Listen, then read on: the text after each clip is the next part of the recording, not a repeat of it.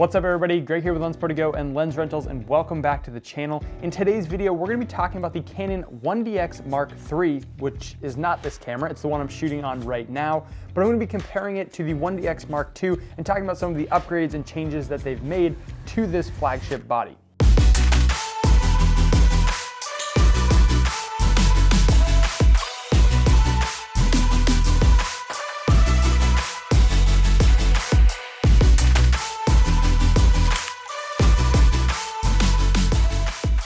If you put these two cameras side by side, the 1DX Mark II and the 1DX Mark III, it's going to be really hard to tell them apart. Basically everything on the exterior of this camera has stayed the same besides a few minor tweaks.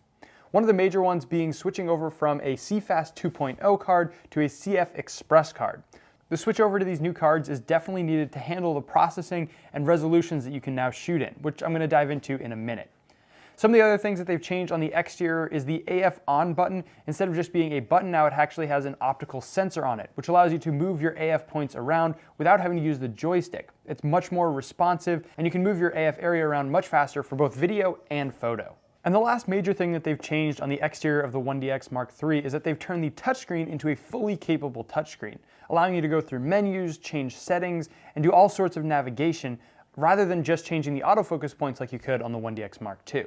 Oh, and they've also added some LED backlights to some of the buttons on the backside of the camera so you can see them in the dark, which is pretty awesome. Now diving in a little bit deeper and talking about some of the bigger upgrades that they've put into the new flagship camera, it definitely leans more towards the video side for these upgrades.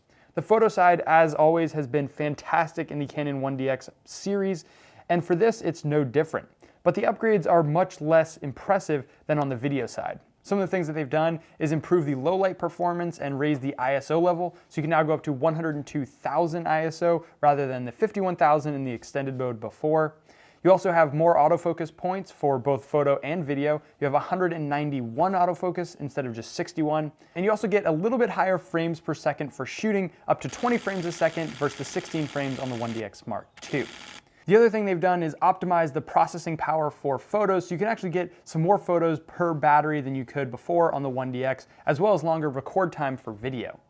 But other than that, it has the same 20 megapixel sensor, it has the same weather sealed body, and basically everything about this camera is very, very similar on the photo side. Where the big improvements are, like I mentioned, is with the video performance.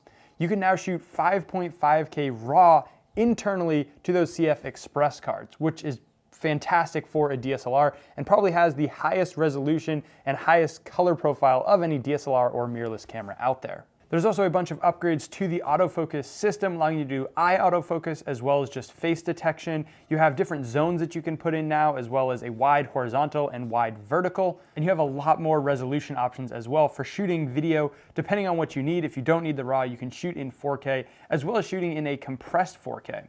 This also shoots in 422 10-bit internal rather than the 8-bit on the 1DX Mark II. So you're definitely getting a lot more color information and data to work with this codec. As far as frame rates, it pretty much falls in line with the 1DX Mark II, maxing out at 4K 60 or 5.5K 60 if you're shooting RAW, as well as 120 frames a second for the high-speed option.